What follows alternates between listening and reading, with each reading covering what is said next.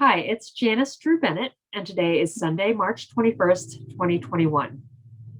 This weekend marks a number of international days, including yesterday, March 20th, as World Happiness Day, and today, March 21st, as the International Day for the Elimination of Racial Discrimination. The UN designates a number of international days to mark important aspects of human life and history. These international days give us the opportunity to organize activities around the theme of each of these days. Awareness and action are key to creating change in this world.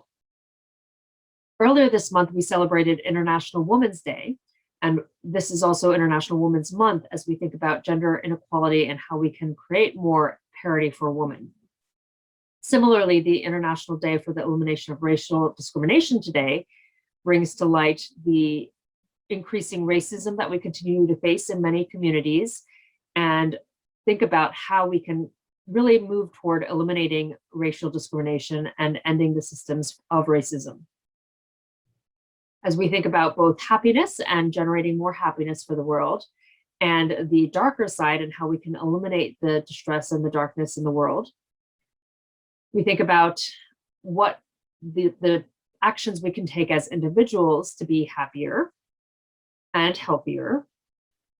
And also thinking about today being International Poetry Day and International Forest Day.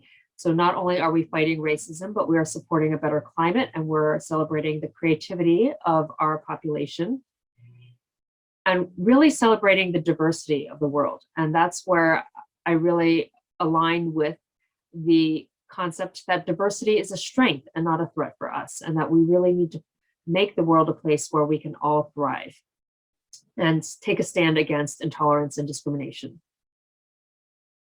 World Happiness Day has aligned with the World Happiness Report that just came out on what life is like under COVID-19, what different populations are facing and addressing as we think about social connection and trust, and how sustainability and well-being are a core part of happiness for the world. As you may want to look through the World Happiness Report, I will post this as a link so that we can generate more awareness around where inequalities and resilience in the future of work are related to happiness, as well as living long, living well, and other themes. The International Day of Happiness also celebrates happiness coaching for individuals as well as communities to support each other on taking action for a happier world. This Day of Happiness website also provides some action ideas for children and how we can help our future generations be happier and more resilient.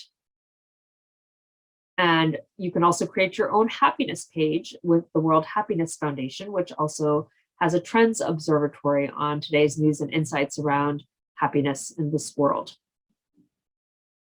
As we move toward the darker side of fighting racism, the UN has a strategy and plan of action on hate speech, and also focuses on how anti-discrimination will help support the 2030 Agenda for Sustainable Development.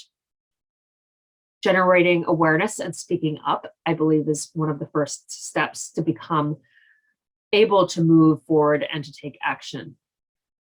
As you speak up on tackling hate speech and creating awareness of racial discrimination, you will also be able to help create empathy around how there are effects on individuals and our broader communities, and empower our communities to be able to have the tools to identify, prevent, and reduce discrimination. I also wanted to point out that you can take action by speaking up, and you can also take action by putting your money where your mouth is. And I did support the ECHO organization with Will Lenzen, who is seeking to provide better education and health for children in Uganda as an initial place. And I would encourage you to take a look at this ECHO video, where a small amount can create a huge difference in a child's life. I also speak up against racism with the Abolitionist pledge. So I will share this link and you can take a look at the TAP challenge. And I also did a search on the voices speaking up against the anti-Asian violence, particularly since I am an Asian woman, and even though I'm not in Georgia and I don't have the same background as many of those who have been suffering from this anti-Asian violence, I have empathy and would like to share resources that I found around how we can speak up and really address anti-Asian violence during this time. And as a Princeton alumni, I do support the conversations that the Princeton community has been sharing around the events focused on Asian American experience and solidarity around anti-racism across all of our communities. I also wanted to point out the Overachiever magazine with Rahana Paul, starting a place to give all Asian women and non-binary people a place to speak up. And on the Twitter feed for Overachiever, there are some resources that I found linked with an active Google Doc to help consolidate Asian American community. So I encourage people to take a look at these organizations to support, as well as resources on how we can support our community in a time of hate and violence. Again, I encourage everyone to speak up and take action, become aware of how we can be a happier population and how we can end inequalities and move toward a better future.